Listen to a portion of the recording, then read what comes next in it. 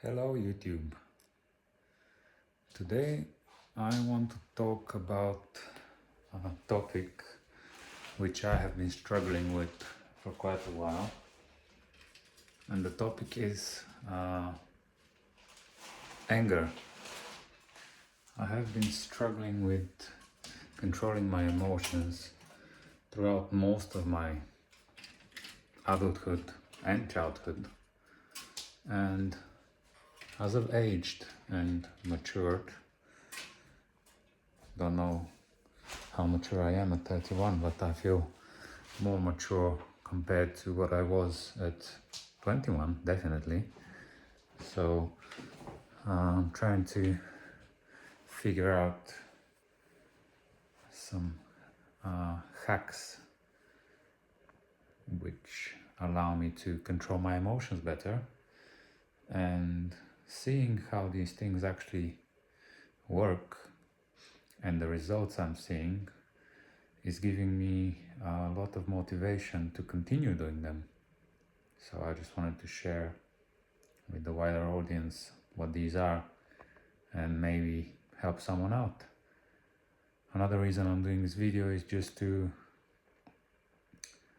speak them into existence, because a lot of times I think keeping thoughts in your head is different than vocalizing them and letting them out. I use my wife for that a lot. When I have something on my mind and I speak to her and bring it into existence, I feel like it's easier to achieve, even if it's an idea. So yeah, back on my initial topic of conversation, anger. For most of my life, I've been very quick to get angry and very quick to react in an angry or aggressive way. And I start to realize that this is not a power move as I used to believe. This is not making me better at resolving situations. This is not empowering me in any way. Even though it works, it's not a power, it's a weakness, I believe. And I think it has led me to believe that it works in certain situations because the other party has probably chosen not to engage with an aggressive person. So that has left me thinking, hey, I won, anger won, I got them scared, or whatever. But anger is actually a weakness. At least that's how I've started seeing anger. So whenever I am in a situation which prompts my adrenaline to go up or something I'm not happy with, I try to take a very brief moment and start looking out for these little signs of anger creeping up. So whether it is my heart rate going up or flaring my nostrils or clenching my fists or clenching my teeth, these are all signs of me going into that fight or flight mode, and that's when I switch it off. I become the observer. I slow down my breathing. I start controlling my breathing by taking deep breaths, and that gives me time to actually realize that I am losing control of myself.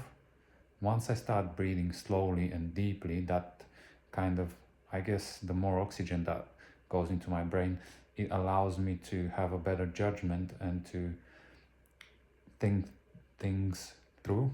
And instead of reacting with anger to them, I could actually remain calm and have a better reaction to things, which is a lot better because it allows me to hear the other person's point of view. So that doesn't mean I'm gonna back out of an argument or something, but I am better able to attack their argument with a counter argument instead of just raising my voice and winning with fear, instilling fear, or winning by getting them to give up defending their argument. And I think that's a lot more powerful. And thinking about arguments, it's not only winning arguments with people, it's about having this self-image of someone who is in control or who is unshakable in certain situations. I want to give that example to my young daughter as she grows up. I don't want her seeing me in the light of reacting angrily to situations.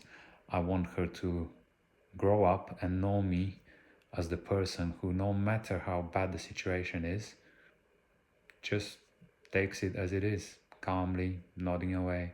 Like, okay, this is the situation. I'm here. I'm present. This is the reality. Just bring it on and I'll deal with it. I'll take the time. I'll figure it out. It's not the end of the world. That's the example I want to give to my daughter.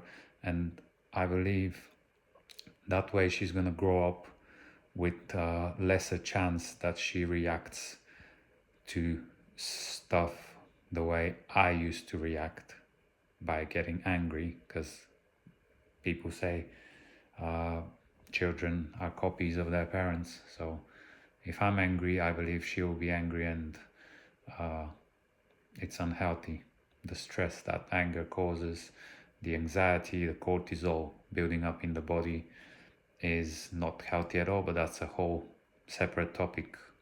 But yeah, controlling your anger, actually, I think it's making you a more powerful person, and seeing someone who is well capable of controlling their emotions and not getting angry no matter what the situation is, that's actually admirable, and that's the kind of person I want to be.